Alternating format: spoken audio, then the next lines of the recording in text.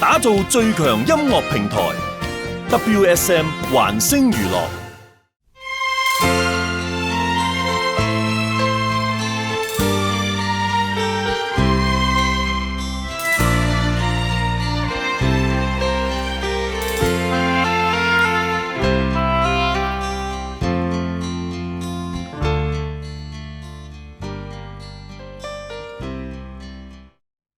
藝文館咧又同大家見面啦，咁我係主持魯文青 Morris， 咁啊今次嘅特別嘉賓咧，即係我識你都識咗好耐㗎啦，咁我哋都係老字啦，用個老字。唔係，我哋係芳華正茂嚇。好呢個。咁咧好開心，因為咧我讀書嘅時候都係呢啲歌都陪住我大嘅。多謝。咁呢個就係麥潔文姐姐。我哋叫你 Kit Man， 好啊 ，Kit Man 叫你唔會以下犯上啊嘛。唔好咁講，我好親切嘅叫 Kit Man 好。同埋我想加多一個字咯，就係 Kit Man 老師啦，得唔得啊？唔使咁見外啦，Kit Man 得㗎啦。唔係㗎，喺台灣內地成日加老師㗎。哦，咁係尊重嘅意思係嘛？係啦。咁我都叫你 Morris 老師。咁啊，即係同行啊，邊？係啊，係啊。唔係我冇教過人。你有你嗰行嘅老師嘛？我冇教過人。我有我嗰行嘅老師啊嘛。其實佢唔止啊，佢係前輩，因為咧我而家叫主持啦。其實我冇記錯喺80年代，你已經喺電台做主持㗎啦。係啊，嗰陣時喺商業電台啦。一年啊81、81、82咁上下咯。我記得有個老前輩啊，周聰，唔係做戲個周聰啊，揾你㗎。周聰揾我，你點知啊？我喺商台90年代做 part time DJ 做到2000年㗎。咁好多人講翻歷史俾我聽，同埋當時有個總經理叫潘朝燕。潘朝燕個仔係我同學嚟嘅。咁所以就點解？咁我係你師姐喎。唉，你淨係我前輩啦。喂，但係嗰陣時你係做咩節目喺商台？我係做空中俱樂部。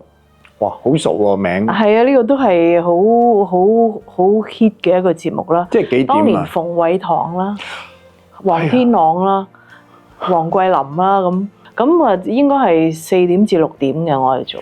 咁你知啦，我哋第一節咧咁其實好多人都認識㗎啦。咁認識阿 Kit Man 嘅1/4嘅前半生啦。咁咧你可唔可以用咁短嘅時間講下你點樣入行得咁樣啦嚇？我都係好似一般人咁啦，參加歌唱比賽。無線㗎嘛？係啦。唔知叫咩名我都唔記得。叫做業餘歌唱比賽。係。嗰陣時嗰啲名好舊款㗎。未有新秀嘅我記得。未有新秀，嗰個搞2年之後就新秀啦。嚇。係啦，咁我嗰時參加嗰個歌唱比賽咧，其實都好偶然㗎。因為咧當時我都係陪一個朋友啦，學唱歌。好傳統喎呢個。係啦，其實係真嘅，呢個真事嚟嘅。咁當時咧，其實我都對唱歌冇乜興趣嘅，係真嘅。即係你唔 realize 自己把聲咁靚嘅？唔係，我覺得我自己都哼幾句我都得嘅。咁我朋友咧就好中意唱歌，然後咧佢成日參加歌唱比賽。哦。咁成日都攞唔到獎，梗驚4，梗驚5，梗驚6咁樣。但係你喺學校就唔係日唱夜唱。我冇喺學校唱過歌。即係我知你喺學校打籃球㗎嘛？係啊。嚇！我係嗰啲動嗰種嘅，就唔係靜嗰種嘅。運動靚女啊嘛。咁跟住咧，我見到佢咁，我話不如你學下唱歌啦。我仲同佢睇報紙，揾咗一間唱歌嘅學校咁。嗰個男性定女性先？嚟嘅。男性。不過唔係拍拖嗰隻。唔係嗰隻。唔係嗰隻。咁然後咧就陪埋佢一齊上去揾老師，就一齊去學。咁然後咧咁喺學，我記得學咗3個月到啦。哦，你又學，佢又學。我同佢一齊陪佢啊嘛。咁有個禮拜返一堂咁樣啦，咁學咗大約3個月到啦。咁你知啲唱歌學校咧就好多啲咩歌唱比賽有啲報名表喺度噶嘛，嗰陣時冇上網噶嘛，一張張一沓沓報名表喺度。同埋好多都喺旺角區噶嘛，係咪？係啊，係旺角啊，係啊。係啊，嗰陣時旺角區先多教唱歌啊嘛。咁跟住我哋就一齊填啦，咁人填我又填啦，個個都係咁填啦，咁填咗佢咯。哦。咁跟住我同我朋友咧一路都入咗圍，到最後咧我係攞冠軍，佢係攞咗亞軍。出唔出名嘅而家？佢都冇乜點唱歌嚇。我知道你係參加過港姐嘅。係啊係啊，邊個先啲啊？港姐先。哦，咁因為即係靚你就 realize 自己靚啦。唔係嚇，其實我參加我係唔係好想嘅。阿媽叫你啊嘛。阿媽叫嘅，阿媽想做星媽。呢個又好行規答案喎。係啊，事實上係㗎，事實上係㗎。阿媽叫你，係但係你身體唔舒服。係，最後就係我退選嘅。而家咁多年你唔怕講喎，係咪都係怕怕地唔好制？其實我爆過㗎啦。咁啊，當年都係唔係太中意，咁就唔去選啦，話病咯咁樣咯。咁即係你條命係繁華命啦。繁華命。你知即係嗰啲我哋叫繁華，譬如你港姐啊、做歌星啊，畢竟對普通人嚟講唔係虛榮咩？呢啲虛榮入邊啲繁華好啲。繁華命 OK。咁但係好好笑啊！嗱，我知跟住我講個秘密俾大家聽。因為咧，我不嬲喺80年代都服侍娛樂圈嗰啲法律嘅。咁當時有個名人啊走嚟揾我咯，就講起阿 Kit Man 咯喎。咁嗰陣時，我哋淨係識徐小鳳啊、甄妮啦。佢話唔係啊，呢個啊梅艷芳啊嗰啲嚟緊㗎啦。人靚歌甜啊，好紅㗎啦。佢真係咁講。邊個嚟㗎？唔講得啦。誒，都講下，唔怕講啦。係張耀榮先生走咗啦。咁佢對你好賞識。多謝。嗱，當時咧，我講佢啲紅歌啦，而我記得而家突然間咩，好似你參加比賽就念卷西風，係啦。跟住咧，我最中意嗰首咧就叫《來因河之戀》，跟住全港唱到日紅夜紅，好似係個 chart 嘅 number one 咧，就叫有個中文字先 Dancing Queen 嘅，係啦，勁舞勁舞 Dancing Queen，跟住有首歌好過癮嘅。叫做路克風高山高錫人個錫人夜，係啊。咁跟住有首歌啲人話大吉利是嘅，一唱啲鬼就嚟㗎啦，所以就唔好唱嗰首叫咩話？夜夜痴纏。係啦，嗱，我真係粉絲啦。多謝。但係有兩隻歌快歌你都好似漏咗喎。係咩歌啊？一個咧就係愛跳舞的少女。咁係幾乎係嗰個年代啦。好少有跳舞歌嘅，哼幾句得唔得？我老得滯唔記得啦。Let the music play，賜我生機嗰隻啊，記得啦。咁同埋一隻咧就叫做電光霹靂武士。呢個名啊記得，但係個咪就嗰啲霹靂舞嗰啲咯咁。咁幾句又得唔得？你記唔記得？能用身體創出動詞，記唔記得？我第一首記得。第一首好勁，嗰個係咪 cover version 嚟？係。但係電光霹靂武士咧就係阿徐日勤寫嘅，所以係本地 local 嘅作品嚟嘅。唔係，我記得你出道係簽娛樂先㗎嘛？係啊。後尾就轉咗去阿陳淑芬，轉咗新藝寶唱片公司。新藝寶先嘅。係新藝寶嘅。咁唔係經理人係陳淑芬，我哋嗰時分開㗎。經理人還經理人，唱片公司還唱片公司嘅。我唔知，我以為分開做戲就一個，唱歌一個，唔係咁嘅。冇咁。係唱片俾你嘅啫，你就唔係我經理人。咁經理人就阿陳淑芬啦。係啦。咁即係話你 as good as 阿 Leslie 啦。我同阿 Leslie 都係一樣咁嘅情況。係咯。係啊。咁即係你個級數係嗰隻啦。多謝。唉，我唔係嗰啲級數嚟嘅。係嘅，但係中間你好多變化啦。係啊。我諗最關鍵性嘅就係你結咗婚啦。最後係因為結婚咁，所以就淡出個樂壇。好在你唔好淡走，即係我覺得你係好好嘅一個星陽。咁如果你淡走，其實好可惜噶嘛。同埋你個年代。你當時係紅阿姐嚟噶嘛？哇，唔好咁講。好多歌你係流行榜第一名噶嘛？冇嘅，邊有咁多啊？咁但係你而家再間唔中淡翻入嚟，係因為仔大女大啦。係啊，其實咧，當我喺中途咧，譬如我都仲喺度湊緊仔嘅時候咧，咁都有好多人嚟揾我登台，特別係大陸嗰啲嘅，因為佢哋係好早就聽我。來因河之戀，好似係顧嘉輝嘅嘛？係啊，係輝哥嘅，好勁嗰首歌。係啊。咁但係你唔肯啦？唔係，咁我好想去做，因為你已經良家婦女，唔可以出嚟唱歌。唔係唔可以，但係咧，我要同老公商量啦。因為咧，我結咗婚之後咧，我老公就話：你就算出邊做得幾好都好啦，我都唔會欣賞。只要你做得屋企妥妥貼貼咧，即係對屋企係有貢獻嘅咧，我先係欣賞。哇，咁都好大男人喎。係噶，佢係噶，係啊。誒，但係我好奇怪吧，得唔得？嗱，佢出咗名叫靚仔啦嗰陣時嚇。咁你又唱歌，佢又做戲，咁你哋點樣識到咁怪咧嚇？就係因為我喺過咗亞視，就拍咗個特輯，係我嘅特輯嚟嘅，就叫做《畢生難忘》。咁裏邊咧就揾咗個男主角。咁當年佢啱啱咧就係攞咗呢個每年嗰個電影嗰個咩頒獎禮嗰個叫做金像獎。金像獎係嘛？佢要做戲嗰陣時攞獎。佢就攞咗個新人獎。咁攞咗新人獎之後咧，咁亞視就簽翻佢翻嚟，咁佢就將佢擺入我個劇裏邊做個男主角，就係咁樣識嘅。咁咪日久生情啦。當時就生情啦，即係拍嗰個特輯嘅時候就喂，但冇壓力嘅咩？通常咧，如果兩個都知名，兩個都紅，係唔敢走埋一齊噶嘛。嗰陣時唔係㗎，嗰陣時未紅㗎。唔係你啊，不嬲都紅㗎啦，佢啫。佢就開始紅啦，即係開始多人識啦。嗰陣時話似劉德華啊嘛，但我又覺得唔似喎。唔係好靚嘅，即係嗰陣時真係靚到。推舉啫，推舉佢啫。咁而家你哋都靚老公靚老婆嘅。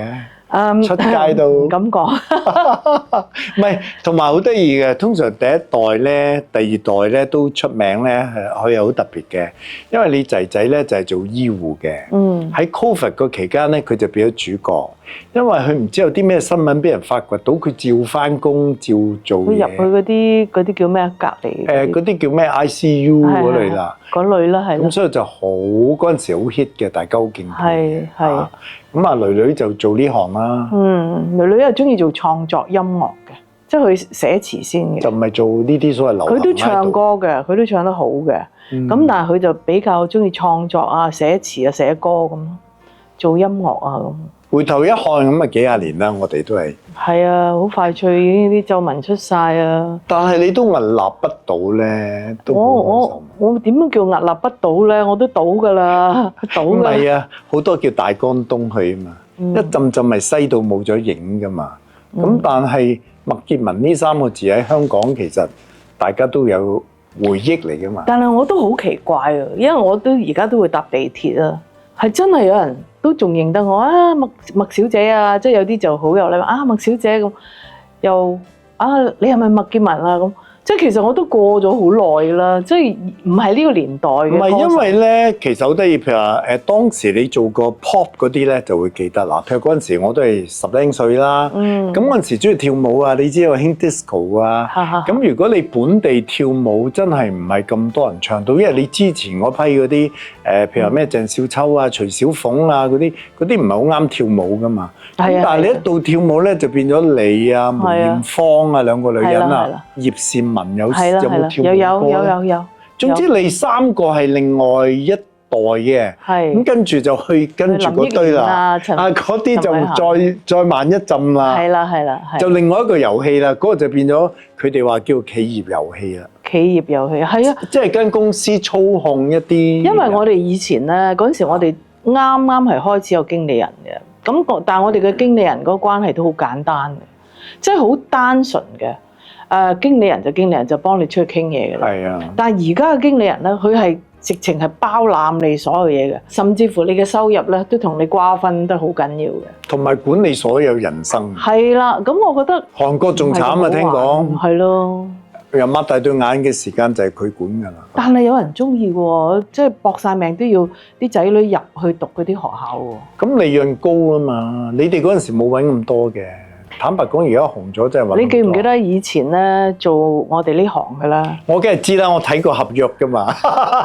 做我哋呢行嘅咧，其實係好多有錢人咧，佢哋係唔係好睇得起嘅。嗰陣時，而家佢哋話入行要有錢仔有錢女喎。係啦，你哋嗰陣時就唔使嘅。係我哋唔使嘅。好多平民家庭都可以入到。係啦，同埋咧嗰個制度，我覺得係好似健康啲嘅。同埋personal 好多嘅，你仲可以出嚟見人嘅。而家如果你做係啊 artist，走去自己聯絡啲朋友，啄你啊，都唔係㗎，嗰陣時我哋都唔俾，都唔俾㗎啦，今係年啊係啊，唉，即係要小心同人哋咁樣咯。哦，太多嘢講啦係啊。係啊咁但係我哋翻主題啦。今次咧，我諗大家都好多，因為我哋好多觀眾叫中年好觀眾，咁佢哋最想就係聽點樣學唱歌。咁我哋唔好走開咯。第二同埋第三節咧，我哋都係同學唱歌、點樣唱歌有關嘅。咁我哋一陣再見咯。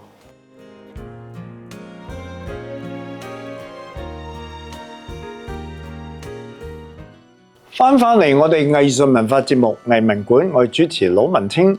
咁第一節我同阿麥潔文姐姐傾咗偈，係啦，講咗佢入行啊嗰啲嘢，勾起大家好多回憶啦。咁第二節咧，我就想話點樣學唱歌。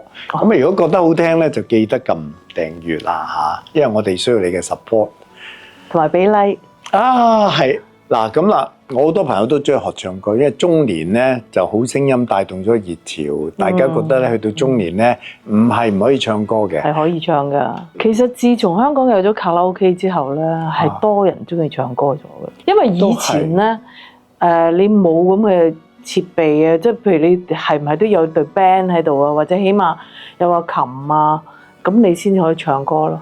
但係自從有咗卡拉 OK 之後咧，其實好多人都即係好放膽去唱歌。同埋你知唔知卡拉 OK 而家出到咧，有啲朋友俾我睇一個咪內含卡拉 OK， 係啊，咁啊遙控個電視喺屋企好沉悶嘅時候，一拎出嚟就唱。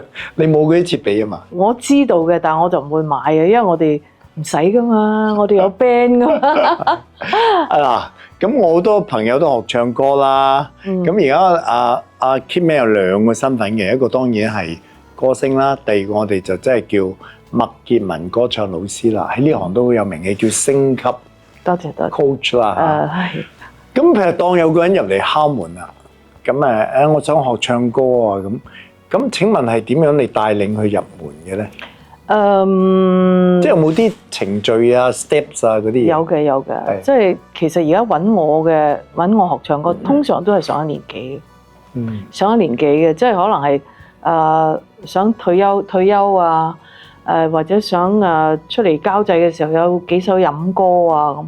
哦，你第一樣嘢問咗佢，你嘅目的係乜先？我要問㗎。哦，嚇，因為我要用咩方法去教佢？我唔同嘅。你舉例有咩目的就唔同咩方法。如果佢話係想要唱，即係唱翻幾首飲歌嘅時候咧，我教佢用一啲快速嘅方法。咁你係咪就係話嗱？你喺卡拉 OK 揀幾首，我逐首教你咁樣？歌都係佢揀嘅，因為我而家都係教單對單嘅，我唔教呢個 group 嘅，因為辛苦啲，就係自己冇乜聲去教。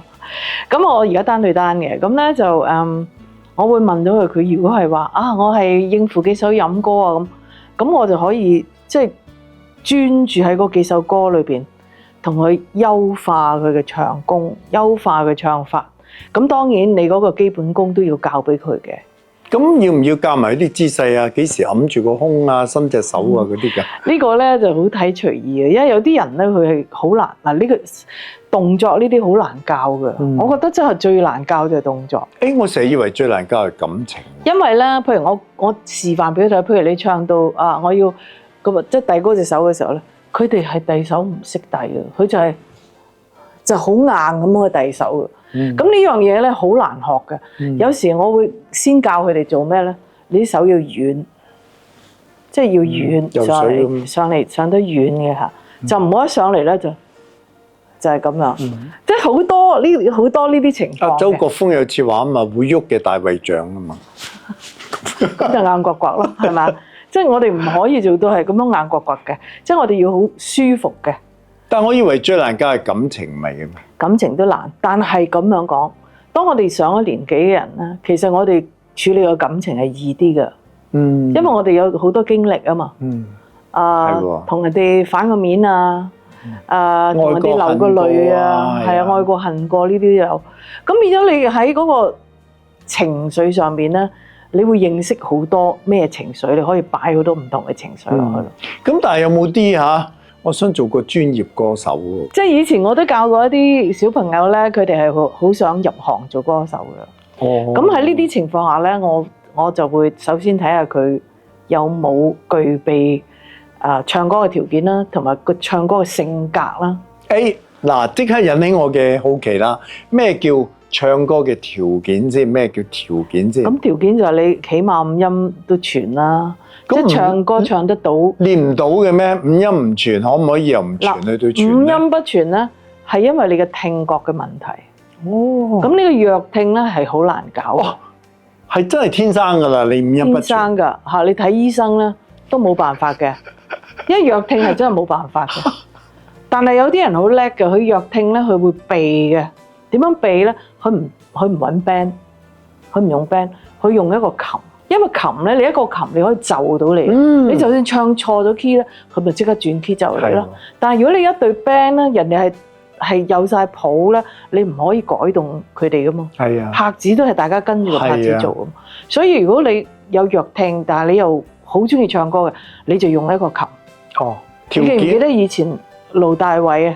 記得我做《論盡天堂》編劇㗎係咩？咁犀利啊！我喺 TVB 分離盧大偉啊嘛。嗱，佢就係弱聽啦，佢冇拍子㗎，佢唔跟唔到拍子㗎，又音又唔準，但係佢又好中意唱歌，佢唱得唔錯添嘅。係咩？係啊，所以佢就係用一個琴啦。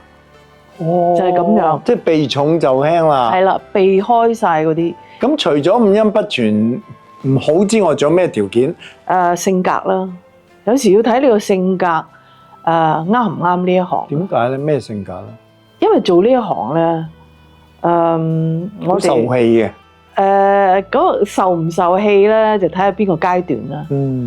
咁當你冇名氣嘅時候咧，其實你係好俾人哋睇到你好進取啊，好聽話啊，好有嗰個入行嘅心啊，好有爭勝心啊，好肯同大家交往啊。但係如果我睇到你咧 hea 下 hea 下，又懶又唔肯做，咁呢樣唔肯做咧，唔肯做咧，咁就難啦。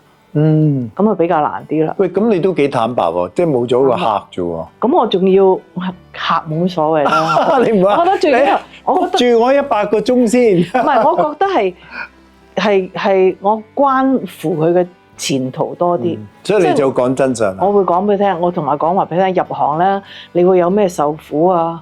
你會經歷啲乜嘢嘢？你得唔得先？講嘅係人都話得啦。不過講咗佢哋都照去。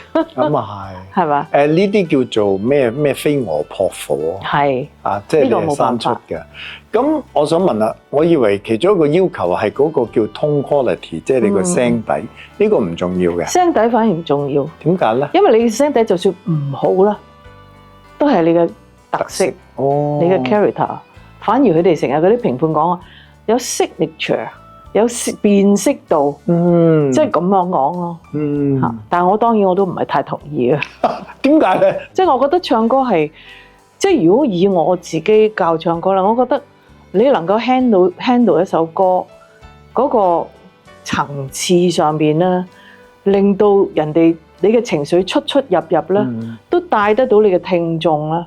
咁先至係一個好嘅歌者。唔係嗰陣時最典型咪大 L 咯，大 L 如果正常把聲又沙又我哋大 L 啦、盧冠廷啦、阿 Lam 啦，呢啲都係好勁㗎，係嘛？咁另外而家好興講個字話你唱歌要穿透力。請問你又同唔同意或者理解咩叫穿透力嘅？其實穿透力都係講到你唱高音嘅時候啫。哦，點咩意思咧？因為有啲高音咧，有啲人你聽佢嘅高音咧，出唔到嚟㗎。係咪把好合得埋咧？好似焗住咗喺呢個頭腦裏邊咁。穿透力就係話你好似直情爆出嚟咁，嗰啲聲係衝出嚟嘅，同埋係好聽嘅。哦，咪所以有啲咪好似嗌咁咯。嗌就唔啱嘅。如果你感覺佢係嗌嘅咧，當然咧有啲歌我哋要撕心裂肺咁去唱咧，咁就冇得講啦嚇。但係如果你話係又唔係好嗌，但係你嗌到咧，你係不能自我啊！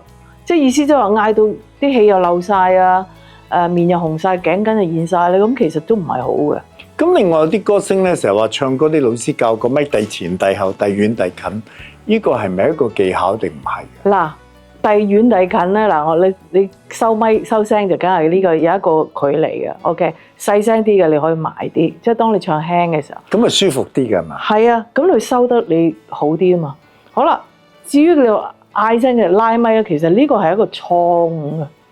但係好多歌星歐陽菲菲都係咁喎，哇！咁啊，歐陽菲菲有咩？好似遞開，我就知肥媽有啫喎。肥媽係第一個我見到佢拉到落大髀嘅嚇。咁但係呢個係冇爆㗎嘛？唔係表演技巧。即係表演上邊，你覺得哇好犀利啊咁嚇，我拉啊。其實係咪唔想把聲咁爆嘈住個咪都爆？好多人都係咁，即係當佢一想嗌嘅時候咧，佢就拉開個咪。如果唔係嘈啦，其實你會聽過有啲人喺卡拉 OK 唱歌咧，個咪拆嘅。即係如果你唔識得用聲咧，佢係唔係一支箭咁樣入咪咧，咁樣先靚嘅。但係如果你個聲係拆咁樣炸落個咪度咧，就會拆啦，就爆咪啦。咁係唔好聽嘅。咁其實咧，如果你唔識唱，你就要拉開個咪咯。你睇下學友會唔會拉咪？冇喎。由頭到尾，大聲好、細聲好，都係保持一個。咁有啲話用氣唱係咩意思咧？係用個氣嚟唱？唔係用氣唱，係用丹田唱。即係嗰啲譬如即係把聲，譬如舉例誒，王菲嗰啲，我哋叫用氣唱，用丹田唱。氣聲。請問係啦，嗰啲叫氣聲。請問咩係氣聲咧？氣聲就係比較溫柔啦。即係唔係用把真聲，唔係喉嚨嘅，都係假聲嚟嘅，接近假聲。即係男人都可以用氣聲㗎。可以。哦。可以。咁咪舒服啲㗎？聽嘅舒服啲。但係如果用氣聲唱咧，你係嘥氣啲㗎。點解咧？你要用嘅丹田更加多。哦，即係咪咁樣就得㗎啦？嗱，當你輕唱嘅時候咧，其實你會漏氣啊。咁㗎？你漏氣咧，漏得多咧，你咪完成唔到嗰句子咯。所以你嘅丹田要 hold 得好好，令到你嘅氣唔會咁容易漏走晒，咁你先完成到嗰句㗎嘛。哦。因為氣聲係用氣啊嘛，你聽都聽到。我成日我哋啲門外漢以為用氣即係舒服啦，用啖氣啫嘛，唔使咁樣。用氣其實係仲難啊！你個丹田要俾好多力，你要你嘅發聲位置咧。亦都要嗰鬆緊係要啱啱好咧，令到佢有氣聲嘅感覺，但係你仍然唔會漏咁多氣。嗱，咁啊 Kim， 我想問啊，你原本唔係聲學出身噶嘛？咁你做歌唱老師，咁你即係叫教學相長，一路教一路你就研究呢啲嘢啦。我以前都跟過老師噶嘛。係咩？你老師係宋慈。哦，聽過呢個名？有老一輩。而家老一輩係。我有個朋友仲犀利，話跟一個叫張依文定乜嘢？我都聽過。係啊。係。即係呢啲係嗰代嘅。係啦。咁佢就係教你呢啲，佢係聲樂家。佢係聲樂㗎。咁佢有教嘅。即係你已經有個底㗎啦。其實咧。即係我都知嘅，譬如有啲學生跟我咧，跟完一輪咧，我同佢講丹田咧，佢都唔係太清楚嘅。好似我當年跟我老師一樣，我跟咗佢3個月啦，我都唔知丹田係乜。總之用丹田咁，然後跟住隻手咧就撳我個肚噶啦。唔係 modern 嗰啲而家就用啲 muscle 嘅，即係呢個位呢個。呢個唔關丹田事，唔關。呢個唔係丹田嘅問題。有啲話穿過個腦。呢個唔係關丹田。丹田咧係你唱歌必須嘅第一樣，你要做得最好，同埋你有乜嘢唔好做得唔好咧，都係丹田有問題。你知唔知一次我睇電視喎，咁譚詠麟教人用丹田咧，就係佢叫人一路跑步一路唱咧，咁你就會練到嗰啲喎，跟住又瞓喺個地下度唱喎。你有冇用過呢啲？嗱，我都有教學生嘅時候，因為佢哋真係唔知丹田係乜嘢嚟嘅。我係好抽象嘅，好似好抽象，但係其實係咪 chest 啊？係呢度腹部，腹部嘅嘢。咁喺呢度咧，其實係好似一個籃球咁樣。即係你想象你自己個腹部係一個籃球，你要泵啲氣落去咧，泵到好實。但係泵到好實嘅時候咧，你個肚係唔會好脹嘅。點解咧？因為你用翻你嘅腹部嘅肌肉咧去收翻緊佢，即係話好似一個籃球咁咯。佢個籃球嘅皮咪好緊嘅，你要做到佢哇好實嘅，咁嗰個籃球咪個回彈力好好咯。不過你過咗個階段，你哋好容易，譬如如果我哋聽咧，如果你叫我哋咁用咧，就搞到我哋手忙腳亂啦。所以你見有啲學生咧，好多時一路唱歌就一路撳住個肚，好誇張㗎嘛，撳住個肚啊。咁呢個都係唔係好好嘅。其實如果你有用丹田咧，你自己知嘅，唔使撳住個肚嘅。喂，咁而家嗱啲觀眾啊，有啲話，哎呀，聽到咁多嘢，我想跟你學，咁啊聯絡我哋環星娛樂再揾你得唔得好啊，得。不過要 one to one 喎嚇，係唔好10個阿太夾埋就一齊。你嗰啲唔教嘅。嘅咪因為比較辛苦啲。嗰啲變咗傾偈大會啊，好多時。係，同埋我係中意教點講咧，教 one to one 細緻啲嘅。嚇，我唔中意係柴娃娃走嚟唱歌，大家合唱咁樣，我覺得。咁我覺得你更加唔會搞嗰啲叫畢業 show 啦，而家好興噶嘛。你真係講中咗。係啊，喂，執翻啦，每個報名幾多啦？即係你唔貪錢啊？咁都係㗎，我都唔係好貪錢嗰啲人嚟。嗰啲好多嘅，一個夾咁多全計埋觀眾咧。咁但係我久唔久都會搞下嘅。係咩？因為真係啲學生會好開心，幾年搞一次啦。哦，幾年先搞一次嘅。好，咁完咗我哋第2節咯喎，咁跳第二個題目啦。好啊。咁第3節咧就講頭先都有鬥過啦，即係好多人想做歌星咧。咁好啦，咁請問，即係你心目中而家啲歌星想做邊啲得，邊啲唔得？咁頭先都有提及，跟住第3節咧就好深入咁樣睇好嘛。即係希望你作為一個伯樂，一對慧眼睇啦。好，咁我哋第3節再翻嚟笑下先。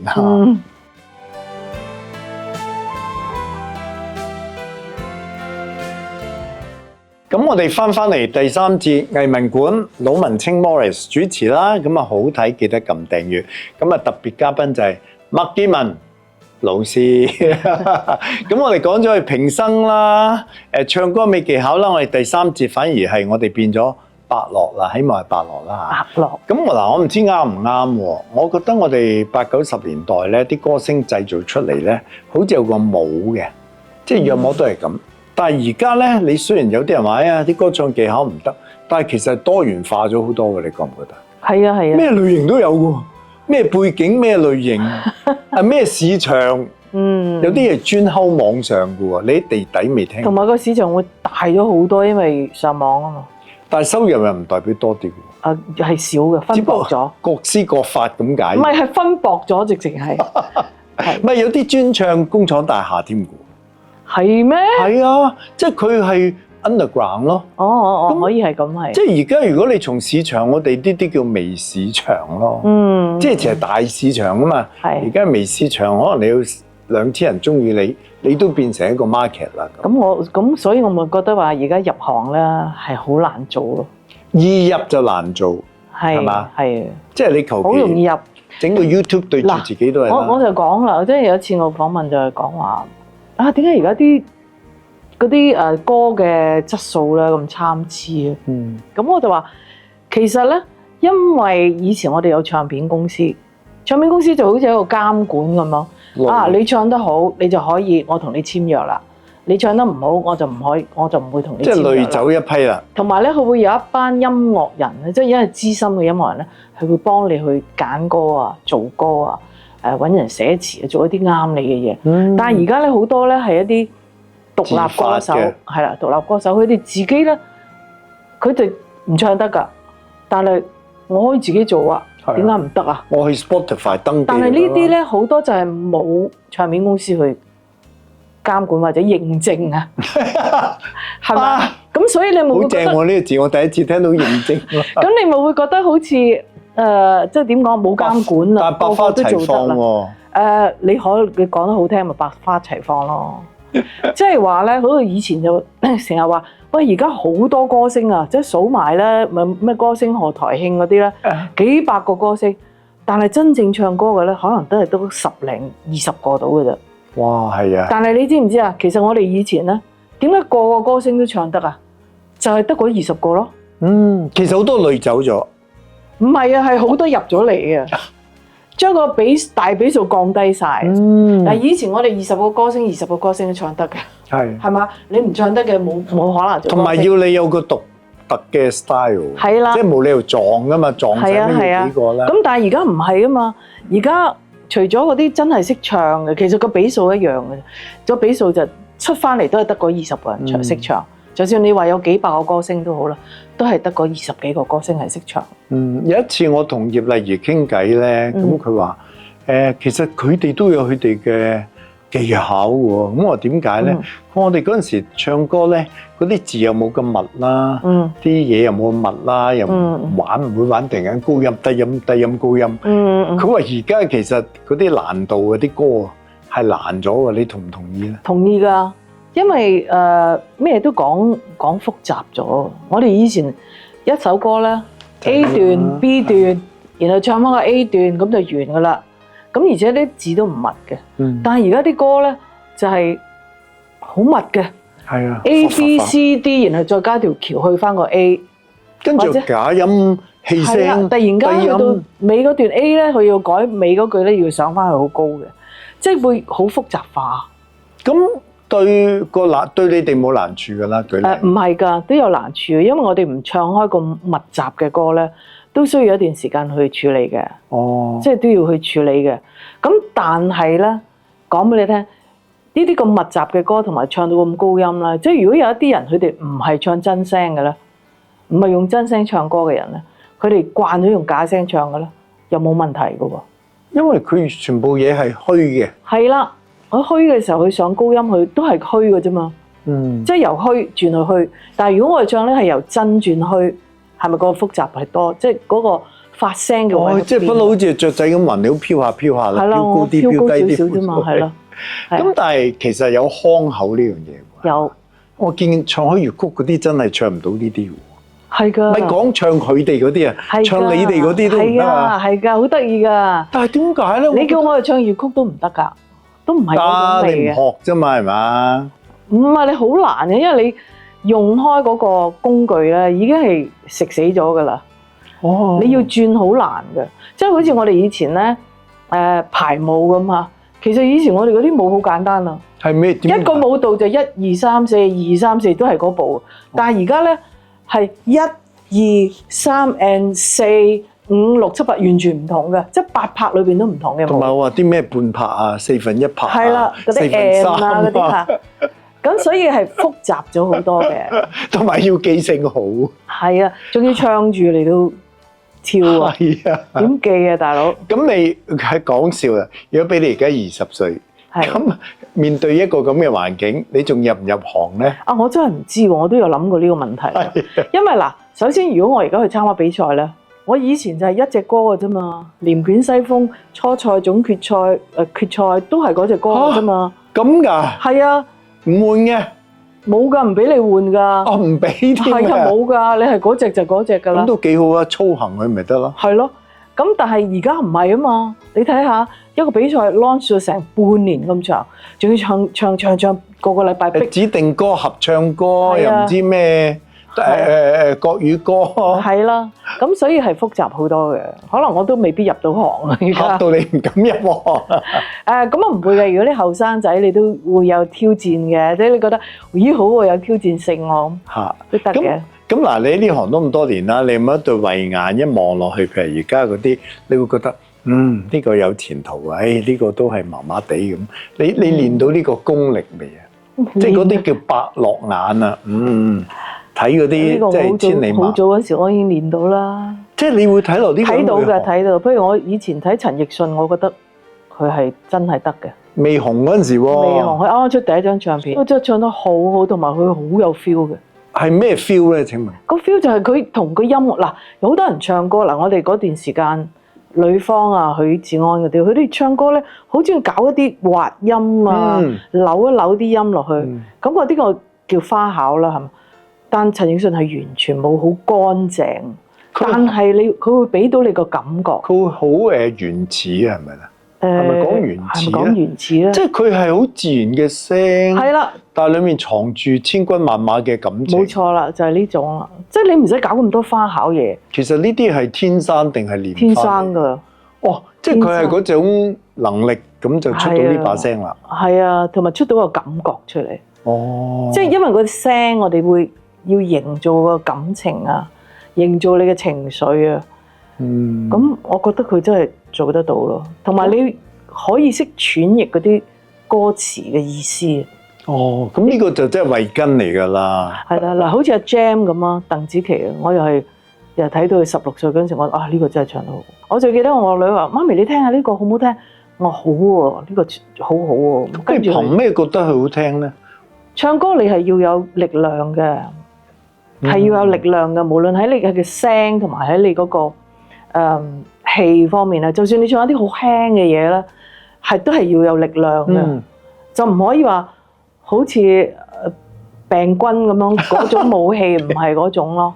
唔係，我嗰陣時我讀中學個老師就係教，即係我哋以為輕聲即係咁樣。佢話唔係啊，佢話英文叫 intense 啊，即係當你好輕，但係其實你拿得好緊地輕咧，咁嗰種係最難嘅。你睇落好似好輕鬆，其實係啦，好似你頭先講，其實你好多氣喺裏面。我同啲學生講，你唱呢度係要好輕嘅，但係你唔可以放鬆去輕。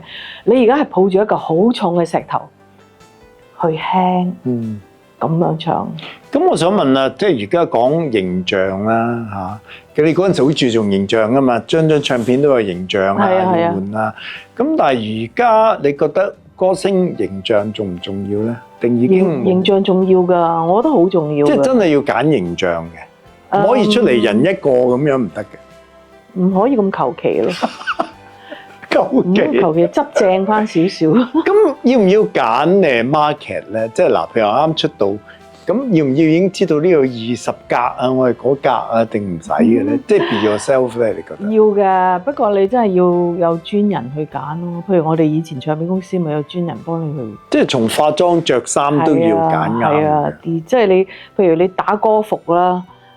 即係你梅艷芳咁嗰時，烈焰紅唇咁，哇！即係你要走晒出嚟。咩三角形金屬嘅上衣咁樣。係啦，咁佢次次唱嗰隻歌就係着嗰件衫。係喎。係咪？咁咪叫打歌服咯。打歌即係波波裙咁啦，小鳳姐嘅波波裙。嚇，係啦。但係而家嚟計，你覺得嗰個歌星邊一種可以最殺食、最 capture 到個市場？其實最緊要都係你唱歌啦。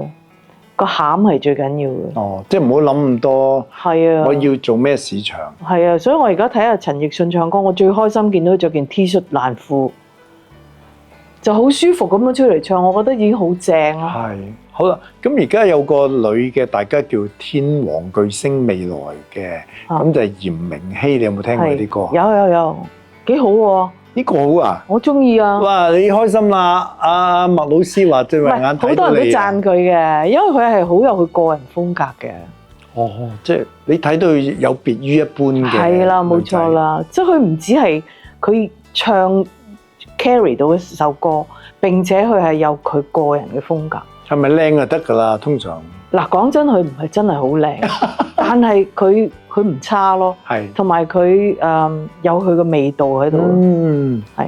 咁男嘅咧，有一個叫做曾比特爆炸頭。好，嗰個好。嗰個又係即係出嚟冇人唔記得佢。嗱，呢個咪就形象咯，形象就贏咗先啦。咁啊係嚇。係咪好突出？其實嚴明熙出嚟，佢都好突出咧，就係佢嗰個齊音頭。係啊。即係你會好印象深刻嘅。嗯。嚇！即係有時好得意嘅，你嗰個 image 出嚟好硬嘅咧，係會印象深刻啲。係啊，等於爆炸頭，佢唔係靚仔啊嘛，又唔高大，但問題個個都記得啦。係咯，記得。雖然唔記得佢個名，係啊，叫佢爆炸頭咁，你都知啦。好啦，咁而家又好興咁噶嘛，啲電視啊、演員啊做開就不如做埋唱歌啦咁。咁你覺得係唔係一條路咧？定始終好難走到個正統叫歌星咧？演員咧，佢哋都唱得噶，因為係有嗰個細胞。嗯，咁點解你唔 train 你老公唱咧？佢唱得噶，咁但係好似而家佢有冇唱㗎？佢有，我演唱會佢做我嘉賓。哦，即係可能佢揾食嘅地頭就唔係香港啦。係啦。哦。咁你兩公婆會唔會喺屋企大家夫唱婦隨？有，我哋成日直播唱歌㗎，好開心㗎。咁有冇唱 K 啊？唱 K 就冇喎，我哋唔使唱 K 㗎啦，我哋唔會嘥時間去唱 K。喂，咁加埋你個女咪爭個仔唔識唱啫喎。咁講啦，我仔咧就中意搞笑嘅，佢唔中意正正經經咁唱嘅。但係我相信佢如果肯正正經經去唱咧，佢都會唱到嘅。咁你覺唔覺得自己好開心咧？全家竟然係都唱歌，開心㗎，開心㗎。仔啊中意玩電腦啊，佢都中意彈琴嘅。咁啊做咗一個音樂出嚟啦，係啲 medley 嚟嘅。我自己識做。咁我哋4個就唱咗佢，我哋一家4口咁啊唱咗佢，好得意。阿 Kit Man 咧，我訪問之前見佢咧，你有一樣嘢係叫做由個心底發出嚟嘅。我見你好幸福，好微笑咁樣嚇，即係你哋係真係而家係你人生最開心㗎，啲包袱又甩晒。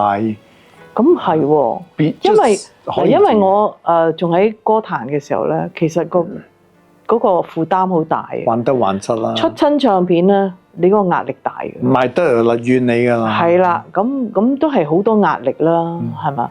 咁同埋經歷咗好多嘢唔開心嘅嘢啦。咁嗰啲我都忘記晒啦。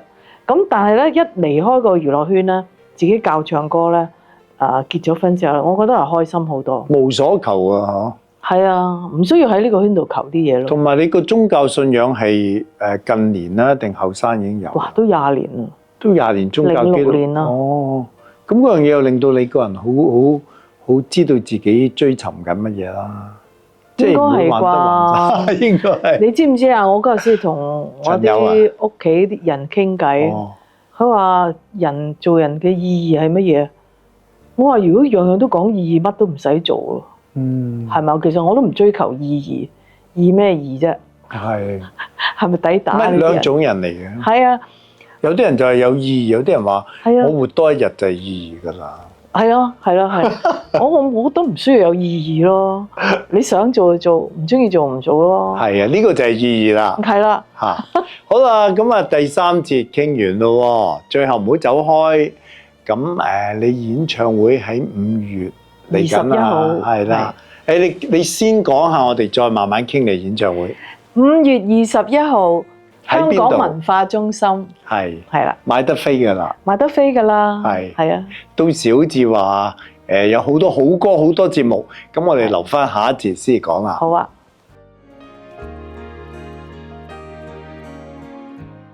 好啦，時間好快，咁啊到我哋藝文館啦，老文青 Morris 麥潔文 Kit Man 老師，咁啊我哋講咗佢平生啦，好睇㗎嚇，好聽添。咁啊跟住講咗揾佢學唱歌，其實係點樣教你？跟住就我哋佢對慧眼睇下邊個紅邊個唔紅。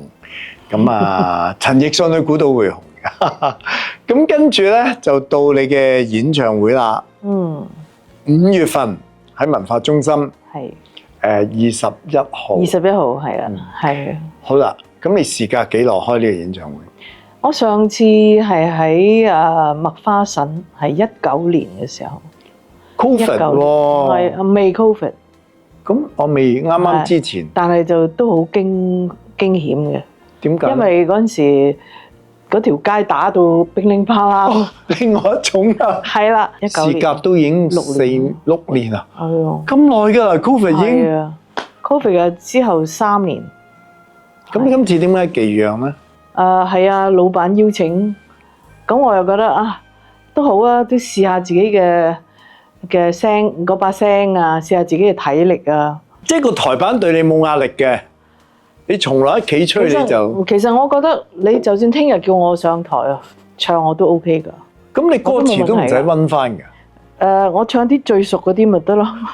咁即係其實你今次開演唱會冇壓力。其實我都冇乜壓力嘅。都唔覺意。有少少壓力咧，就係阿老闆咧就好想我唱翻我以前好舊嗰啲歌，舊到係第一張唱片冇乜人識嘅，裏邊有啲歌。例如咩歌？前塵莫追究。例如一隻叫做《燭光》，係老闆自己點。嗰啲好似82年、83年嗰個係80啊。80係啊。咁我幾乎嗰陣時，我聽翻我自己把聲，哇！點解佢會記得啲歌㗎？我都唔明咯。我真係唔明咯，唔明點解。咁我不過你既然點到啦，我就覺得 OK 嘅，都唱下啦。因為其實對我嚟講咧，今次呢個演唱會，我唔知係咪最後一個㗎嘛。大吉利是。唔係嗰個問題，唔係話我喺唔喺度，而係話我嘅能力得唔得？你而家仲咁青春，你又唔係嗰啲話開始轉聲，唔係最驚，好似話女人最驚係70歲開始咧，把聲就會粗嘅。係啊，係咪？我會㗎。唔知有啲人。我其實都粗咗㗎啦，啲聲已經係咩鞋咗㗎啦。但係而家傾偈都覺得好嬌美喎。嬌美咩？真咩？但係唱歌你變咗把聲㗎啦，唔唔係，如果我唱歌嗰輪狀態好咧，係應該冇問題㗎。即係你去翻個 pitch 嘅。唔係，都已經降咗㗎啦，嗯。降咗半個㗎啦，即係已經早20年已經降咗半個。係啊，唔係咁因為唔係謙虛啊啊，因為以為人靚妹嗰陣時咧係真係死嚟㗎，即係有咁高去咁高嘅。嗰啲聲靚妹咧係嬌到刺耳㗎嘛，可以唔。係，同埋嗰啲監製係好鬼變態㗎，你得㗎啦，去啦係啊咁就整到好高 key 俾你唱嘅。嗯。咁但係而家咧，其實你而家唱翻，我真係唱唔到嗰個 key 啊，大佬。咁啊！請問你咧，除咗唱自己歌，會唔會今次有啲突破唱下人哋啲歌？我好想突破，但係老闆唔俾我突破，即係啱啱唱自己歌。即係開心，即係換言之咧，你個 song list 咧已經有突啦。通常有啲咧好頭痛，自己唔夠歌啊嘛。係，但係咧，我都爭取翻咧，因為點解咧？我今次演唱會裏邊咧有2 part 嘢咧，都係懷念，一個咧係懷念顧嘉輝先生，一個懷念 Leslie。Leslie 係喎，你同公司喎。係啊，咁佢但係有冇來我同佢往㗎嗰陣時？梗係有啦，我哋成日去巡迴演唱都一齊啊，飛啊，周圍飛。但係你應該唔係啲麻雀腳嚟。啊，唔係，咁就唔係啦。好似我聽佢打麻雀好似阿冇你份 Elisa 嗰啲就啱係咯啦。你唔打麻雀㗎？我唔啱打麻雀咯，即係去到出埠都唔會嚇唔會打翻4圈先。冇嘅，坐下啲嘅啫嚇，哇！咁你嘅交情真係好深厚喎。我都 OK 嘅。咁到你退出咗，同 Leslie 都有聯絡㗎。都有，哇！咁你真係好多回憶啦。係啊。咁但係你會唱佢啲歌咯？係啊，會有佢啲歌啦，同埋有顧嘉輝啲歌啦。咁阿輝哥嗰啲歌咧，裏邊就有啲人哋嘅歌啦。哦，好似 Leslie 嗰啲有啲人哋嘅歌喺裏邊啦。即係男人歌你都唱啦。其實嗰 part 咧，我會揾我老公出嚟唱。哇！你記得要睇喎。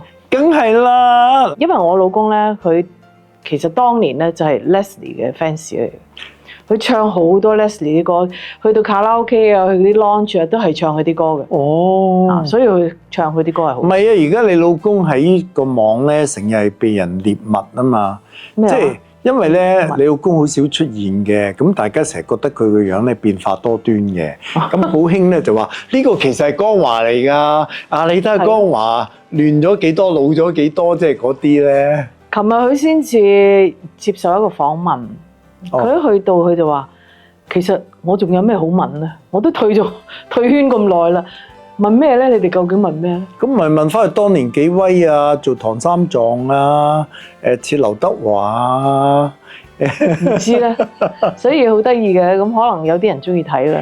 哇！咁你換言之，即係其實有阿 Leslie，有顧嘉輝，有埋老公，咁都好豐富啦。係啊，仲有我女咧，我女都會嚟。哦，你個女又嚟？係啊。哇！呢啲 bonus 嚟㗎喎。係啊，係啊。咁嗱，我想問你啦，你以前唱跳舞歌㗎嘛？哇！我講俾你聽。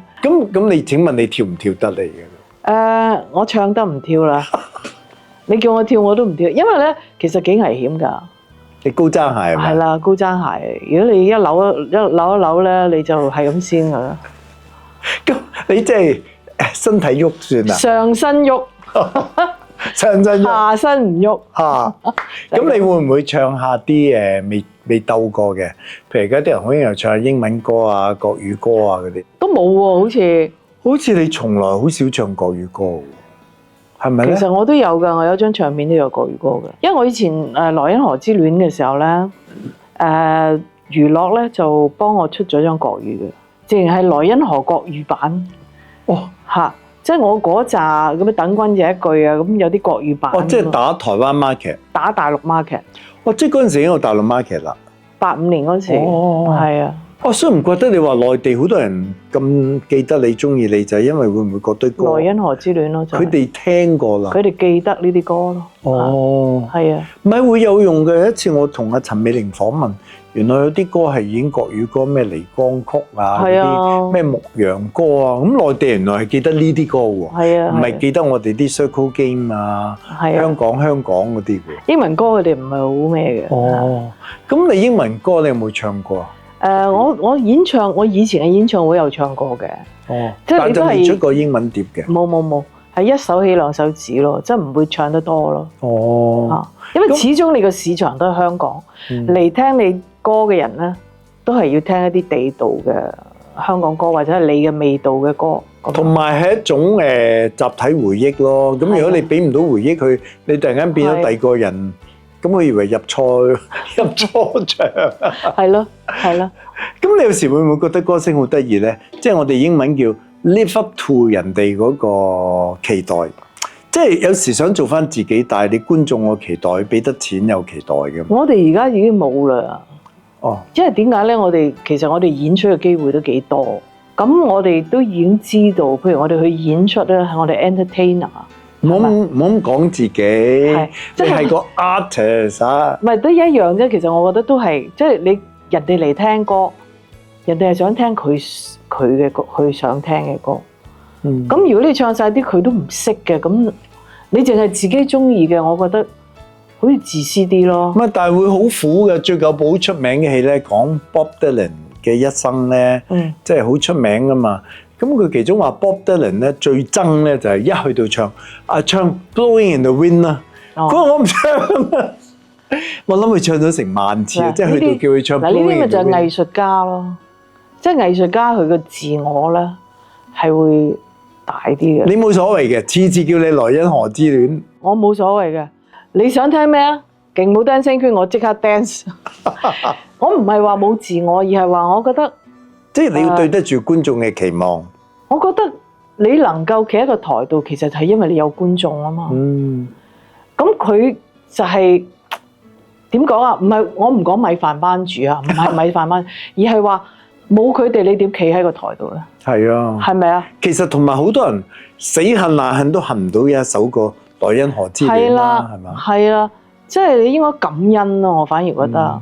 呢番話我都聽過啦，葉麗儀講嘅。係咩？一嚟就上海灘，我諗佢真係唱咗10萬次㗎啦。呢首係啊，我唔會咁樣會，哎呀好煩啊！又唱嗰啲，我唔會咯。咁好啦，咁你嚟緊會唔會想挑戰下自己改變個唱腔咧？哇！幾廿歲啦，仲改乜鬼嘢啊？唔改㗎啦！喂，你唔好咁太太啦，講嘢。唔係啊，我有埋又話幾廿歲啊，我唔係因為點解咧？你一改咧，人哋唔認得你㗎啦，佢唔知你係邊個㗎啦，係啊，同埋佢會藐嘴㗎啦，即係會覺得，唉，改嚟做乜嘢啊？都唔係嗰個 trend。係咪？乜同埋你好得意啊！我同你傾偈咧，你係真係做翻自己年紀嘅嘢喎。你真係好隨遇而安喎！我係呢個年紀啊，我呢隻款啊。我真係隨遇而安㗎。你唔會？我成日叫人喂隨遇而安啦，唔好諗咁多嘢，唔好去勉強啦。係啊，我見你外貌都冇話特登扮某類樣啊。睇埋演唱會先講。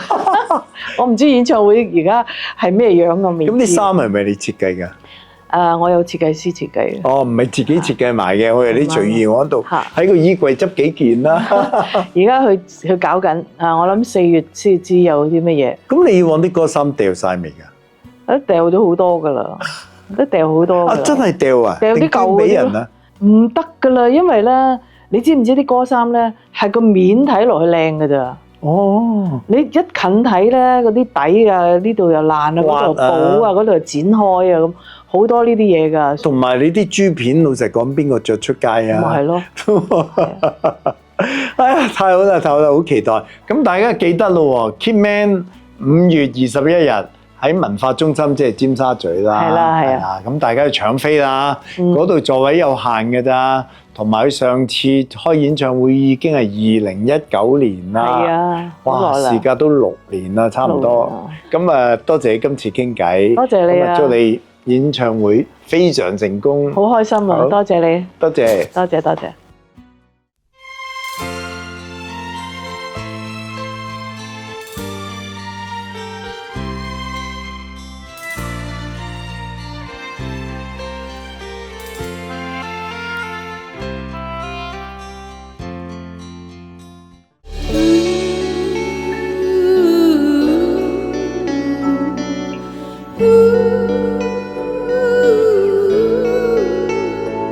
情牽首本經典名曲，舞台風采瑰麗動人，麥潔文心動回眸演唱會。朦朧晚空，雨霧瀰漫，夜已半躺窗紗間。演出日期及地點：2025年5月21日，香港文化中心音樂廳。門票現於城市售票網公開發售。為何擠硬在家中，來看老土光一片，夜已跨了上窗簾，快把 TV 關掉。You belong to disco scene, you are dancing queen。票務查詢81118111。勁舞像回變，任劍揮白雪仙，亦要 come on dancing shoes。星級靚聲，盡在環星。傳進高溫火焰，做探長射箭，亦要 come on dancing shoes。陽中的間的跳着勁舞像回變。當沒有吉他聲配合我，情歌王子莫旭秋翩翩秋詩演唱會2025，掌聲仍然沒有自送給我。演出日期及地點：2025年3月31日，香港文化中心音樂廳。星級嘉賓向海嵐。門票現於城市售票網公開發售。票務查詢81118111。陪伴我身邊，我會一直唱。星級靚聲，盡在環星。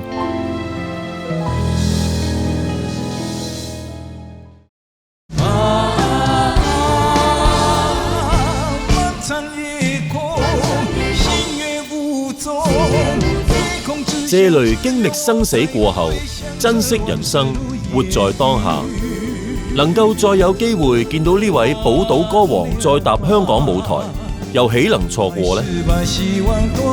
寶島歌王謝雷，雷聲再響演唱會。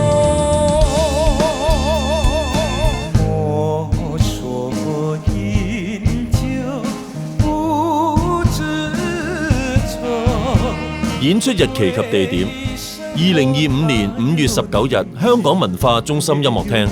哭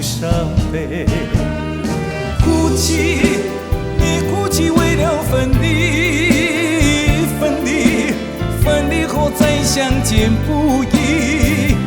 我愛你。門票現於城市售票網公開發售，票務查詢81118111。星級靚聲，盡在環星。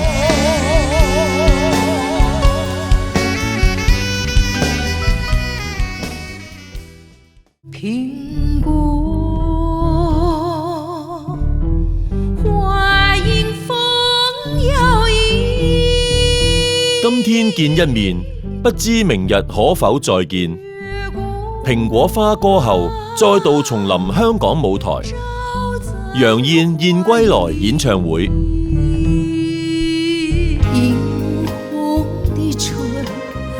演出日期及地點：2025年5月20日，香港文化中心音樂廳。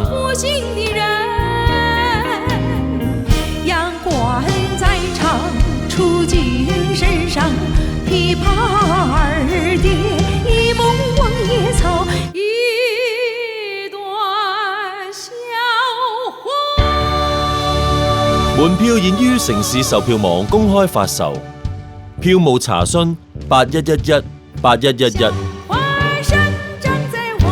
星級靚聲，盡在環星。